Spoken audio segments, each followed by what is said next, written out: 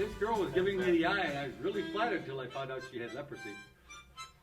Until I found out she was a pirate. Monica. Say, Pat, did you know that if you put charcoal-filtered whiskey in a glass of iron-rich water, the whole drink turns black? Really? Tastes the same. But of course, I had to use most of a bottle to check that there wasn't something wrong. Is that Art Kool-Aid? Is that what that's called? Art Aid? Well, Hey, I think we're on the air. He's flashing us over there. see what? Yes, put your pants back on. Okay. No. All right. Thanks, John. Thanks for that. Hey, welcome to WRNG News, where we don't have a tagline. We're still working on it. I'm Pat Caparucio, and this is... Oh yes, that's me, Art Supernaut. I can see my reflection in the teleprompter. That's kind of neat. Right, there's no words on there. I don't even know why you're looking at that. Well, first, we are going to talk about water. Oh, water conservation. You can do anything with it that you want. Something to do with water. Okay, and we have our two fabulous actors going to tell you a little bit about water. Here we go. Our big question today comes from Carl C. from Southland, Michigan. Southfield. From Southfield, Michigan, who wants to know, is your glass half full or half empty? Strange question, but all right, we'll go with it. Okay, well, it does go to show the kind of person you are. Really? Yeah. Well, normally I would agree with your convoluted way of thinking, but this must be the most absurd question I've ever heard.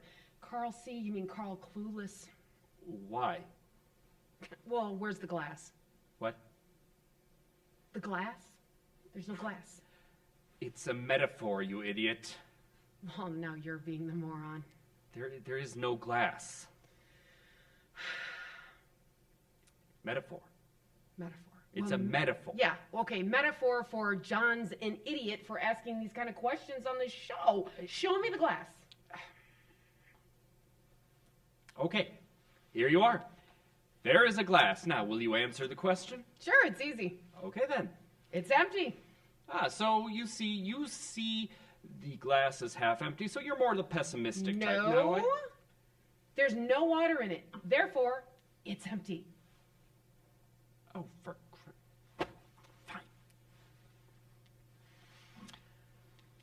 All right. We have here a glass with some liquid in it. Now, Liquid. it's about it's water. Okay. It's about halfway. You're trying to get me drunk.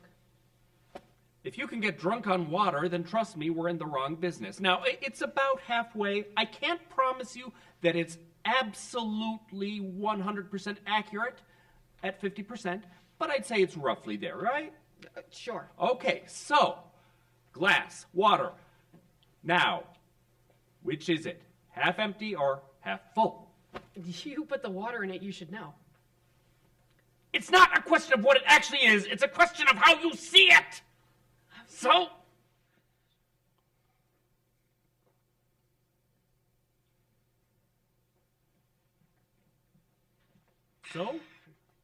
Refreshing.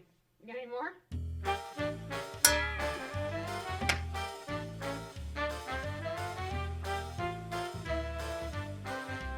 I don't think I've ever seen water conservation handled like that. Well, I mean, now our replacement weather girl is here. I hope you all like her like we do. Mm-hmm. And she's here to talk about some very odd, severe, unusual weather that is kind of coming across the country. It's Sunny Cher, isn't it? Our weather girl? Yes, I believe that is her name. Yeah, she's a replacement. I've seen her in Vegas. Hi, I'm Sunny Cher, and I'll be taking care of your weather needs. Yeah, you know what I mean. Okay. I don't make enough money to go to Vegas. Well, you could win some money there. Art, I got a problem. You always look so serious, dude. Chill out a little. Well, somebody... People got to see your real personality. You're not like this in normal life. But we're not allowed to drink on the job. Good point, Art. Good point. All right, you be as serious as you want, because I've seen you when you drank too much iced tea. It's not a pretty sight. You know, that stuff will kill you. Well, you're still alive, so. Obviously, that I'm not all that bad.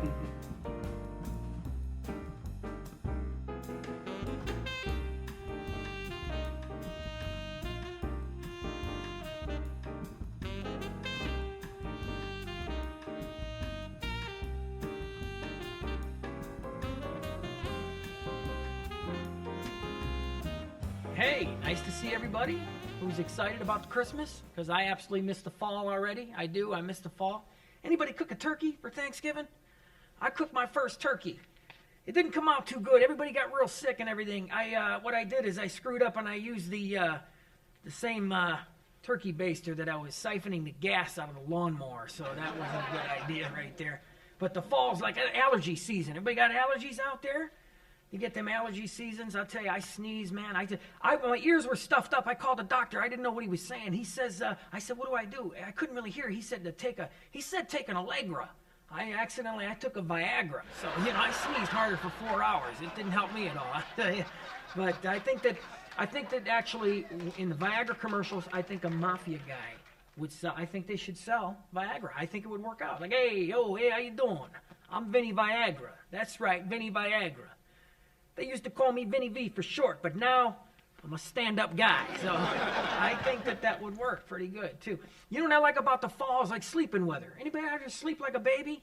Why is it good to sleep like a baby? What does that mean? You woke up crying and you pooped your pants? Why is that good? I don't get why it's good to sleep like a baby. It's better to sleep if you're like a 90-year-old man. I slept like a 90-year-old man. I pooped a little bit, but I'm 90. I'm probably supposed to do that. I don't know. Maybe that you tell me I'm wrong, but... Anybody with the zoo, Detroit area has a zoo, and they got lights and stuff in the zoo. I guess they're having problem with a lot of the babies being born at the zoo. Especially, I guess the alligators are having a real problem. There's some kind of reptile dysfunction going on there. I'm not too sure what that's all about. But 50 Shades of Grey. I didn't know what 50 Shades of Grey was. I thought it was some kind of, granny older sex site or something. Because I like older women. I'll do something with a white-haired woman. I will. I was with a white-haired woman. She was hot. It was a white-haired woman. We were having a great time. The breathing got real hard and heavy. I thought it was pretty hot till I found out I was pinching off her oxygen line, so that was a drag right there. She's like, back to 50 Shades of Blue, I think was.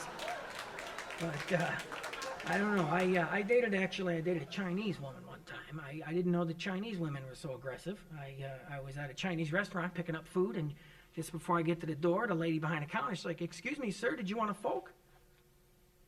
Well, yeah, I guess I can eat lunch later. It was pretty good. I love the new reality TV. I enjoy all that stuff. I was watching, I got disappointed. It was late night. I was kind of in the mood for some, fun TV, if you know what I mean. I saw Hardcore Pawn. Oh, Hardcore Pawn. I kind of was disappointed there. Because I figured I had to look into it. Hardcore Pawn. Why do they call it that? I thought it was like some show where they're going to be like people like, bringing in old sex toys and stuff. And he's like, yeah, I want to get rid of this blow-up doll. Well, why do you want to get rid of her? I don't know. She rubs me the wrong way. I don't know what to tell you. I just want to get rid of her. All right, Tom, that was great. Thank you very much. That's Tom Massey. Put my arm around him because he's a Paisan, and we're going to do a little interview with him a little bit. Come on. Half Paisan. One the other guy. Together we're a full Paisan. That's about it. Thank you. Thanks for having me. My brother's name is Tom. It's a good Italian name. Your brother's name's Tom. Yeah, half Irish. So if you start yelling at me, it'll feel Norfolk. Yeah.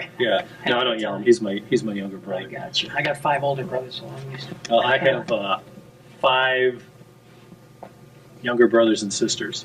You're the oldest. I'm the oldest. Yeah. So you're the youngest. Yeah. They say usually that the youngest. I've read some books on some comedians. Mm-hmm. They say a youngest is usually into the comedy or entertaining or something. Well, I get along best with my youngest brother. Is he a funny guy? Does he do stuff? He's actually really funny. Is he? But he's a little bit too shy to get on stage. Yeah. He's funny in a crowd of people, one of those. Yeah. Maybe get like you, get tired of doing that and make the jump to stand-up comedy. So tell me, what made you come to stand-up comedy? Well, it's funny we're talking about brothers because I have the youngest of 5. Always, you always hear it. Well, I was entertained. I did my, jokes in the family room, and always made people laugh. But it was the case that way. It was the case. Being younger, I think you're so wanting that attention from your parents, and by by that time, they've had enough drama. And if I can lighten the load a little bit, and I would just do silly things at the dinner table or something. And yet, the streak of rebelliousness and got a little bit out of hand. But my brother, who's older than me, and myself were always the ones on stage entertaining. He's actually a Chris Farley impersonator in Las Vegas. Okay. My brother is, my Nice. brother Kenny, yeah. But I always said I would do it. And it was on that bucket list, and I said, I'm just going to try comedy. It was a stand-up thing in a class up the street. And, my girlfriend at the time was like, hey, I'm sick of hearing it, do it. So I went and took this class, and I was very blessed because with Facebook and all the support and 5 older brothers, and I have 1 younger sister, just the best in the world. So we spread the word, packed the comedy club. Nice. And I just hit it off. I remember when they introduced me, hey, who's here to see Tom Massey? And I was so humbling by that. But it was really meaningful is because that was like in April. It's been 8 years now. And my mother sat and watched my first performance. And I remember getting off the stage. I was really hit it. The first time you're supposed to be up there like 7-8 minutes. I did 18 minutes my very first time. 18 minutes. That's and awesome. It was really strong. Of course, your doubt sets in. It's like, well, I think it's funny and I wrote it, but are they laughing because they know me? And so then the struggle starts again because you're out there with nobody out in the audience. And it was interesting because I did very well, and I've been very blessed to keep having a good response to the jokes. But my mother saw me the one time. I came off stage and I made a comment to somebody. I said, she looks a little frail. My mom looks a little bit, and she actually was she was a little cold, and she was crying, all proud. And she had cancer and died 4 months later. Oh. So it was kind of meaningful that I got up there. And then my father was very supportive. And ever since, so I can honestly say, since I started comedy, there's always been, like most comedians, there's drama going on in their life, and there's been pain. So maybe I do it to keep myself balanced. Right. Perhaps. But Do you have a favorite moment from any of your comic performances?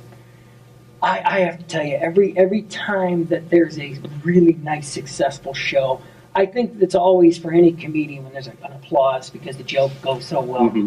But there's always a point in my shows. I always made a point to just take a minute to think. I says, every comedian's got a message. And I always say that it's very meaningful that we all come together and laugh together because the world out there is rough enough and there's so many things that are everything's politically not correct and all that garbage. And who's the president, who cares, and who, the bottom line is there's enough stress. And as a comedian, I just tell people, I go, get out and celebrate life.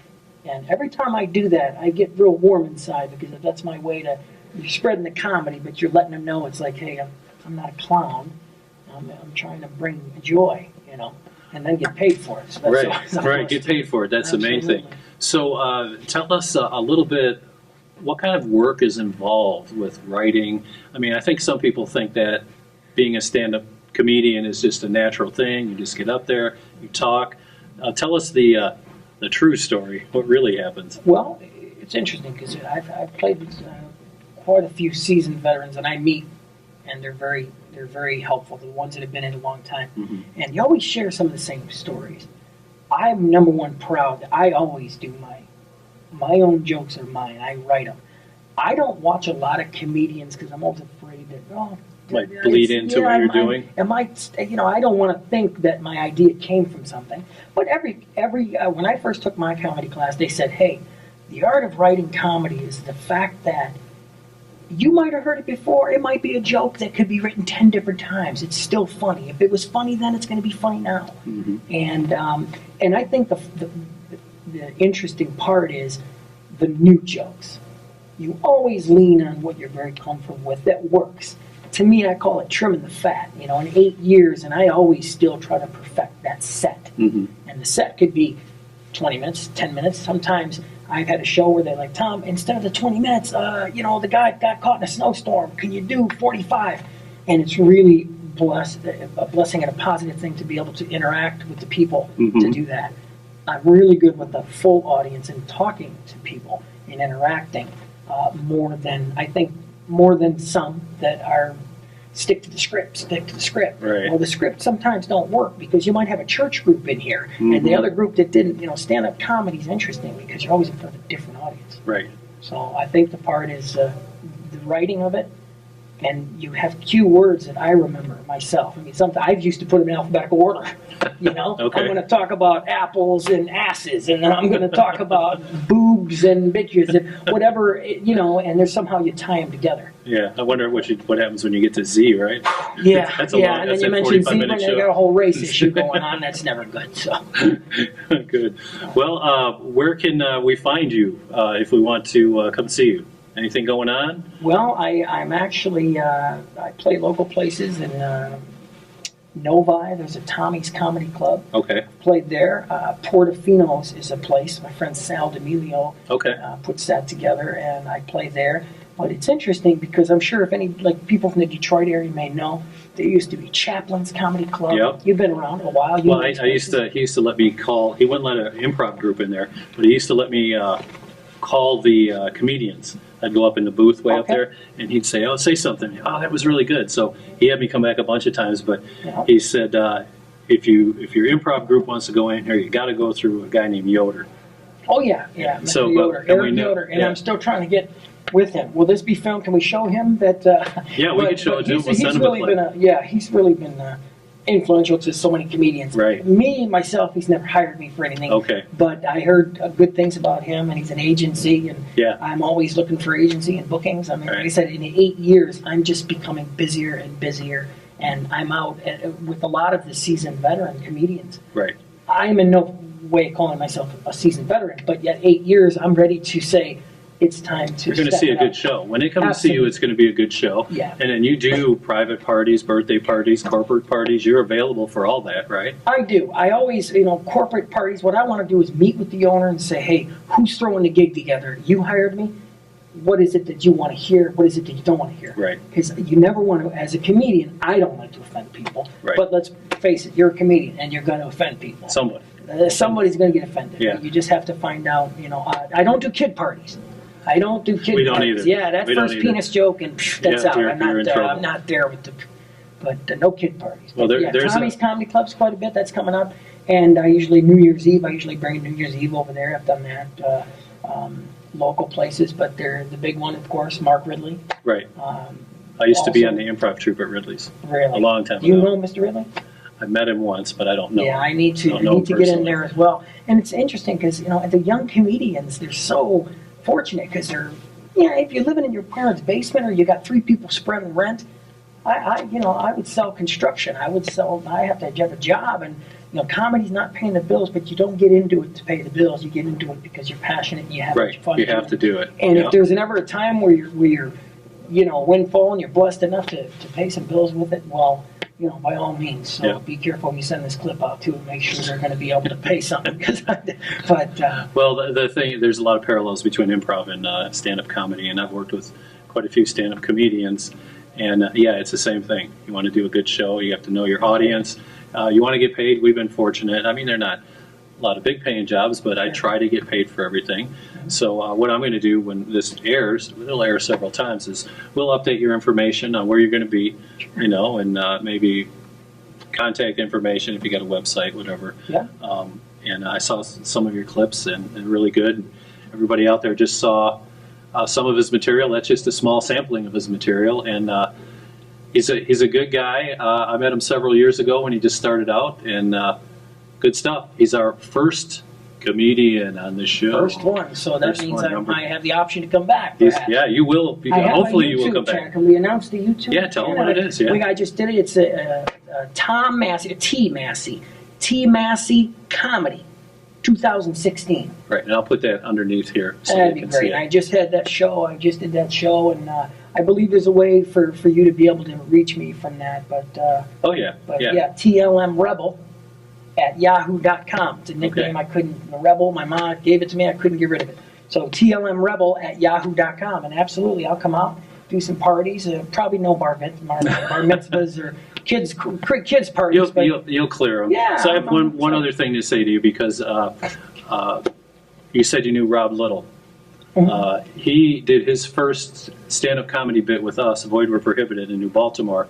He started out in improv at Ridley's, actually, and we put on a comedy show with comedians and improv, and his very first comedy show was with us, Avoid Were Prohibited. So you're our first guest here, and you see what happened to him. He went right to the top. All right. Well, keep our fingers crossed. And thanks for your support. All I right. appreciate it. Thank you, Tom. All right, so that's our comedy bit for today, and we'll see you next time with a new comedian.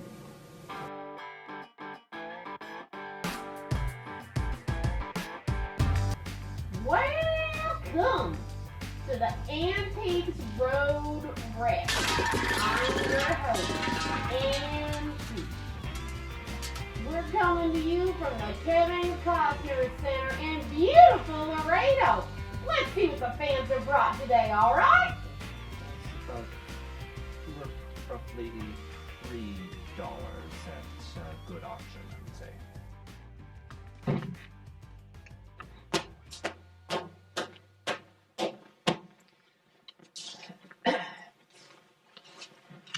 Don't move.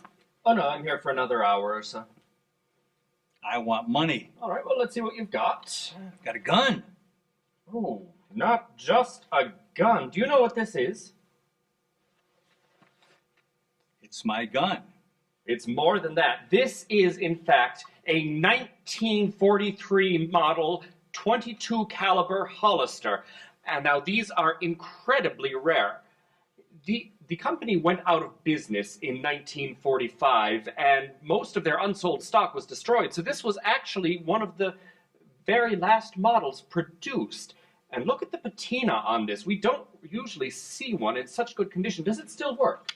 Yes, it still works. Oh, in working condition too. That is excellent. Now, might I ask you, how much did you, where did you get this from? I got it from Big Louie, All and right. I Now, paid him $50. $50. Well, do you have any idea how much this is worth? No. It is worth over $1,000 at today's prices, and quite possibly even double that if you get a very good auction. This? This piece, you have no idea how rarely we see a Hollister, especially one that is in such good condition. I mean, look at the detailing on here, the engravings on the barrel and on the hilt. That is very rare. I would definitely take good care of that and make sure to get insurance on it. Thank you very much. This has been an absolute joy. We don't usually see something that good normally. You won't see me again. Well, if you come up with anything this good, please come back.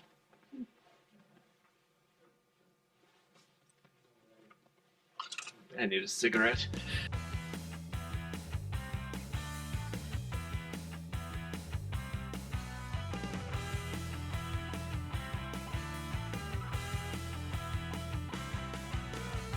I'm glad you could get away and have a little fun camping. I wouldn't miss it, lover. Keep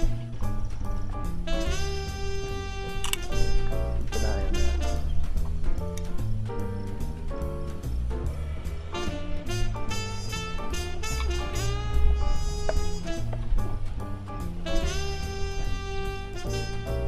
It's loaded. To get rid of your wife? Yeah, it's for the hitman. Oh, let me do it.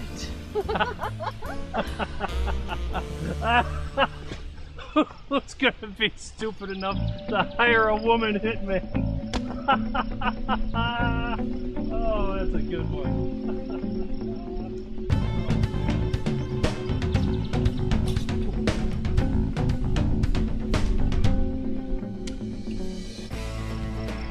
Your wife.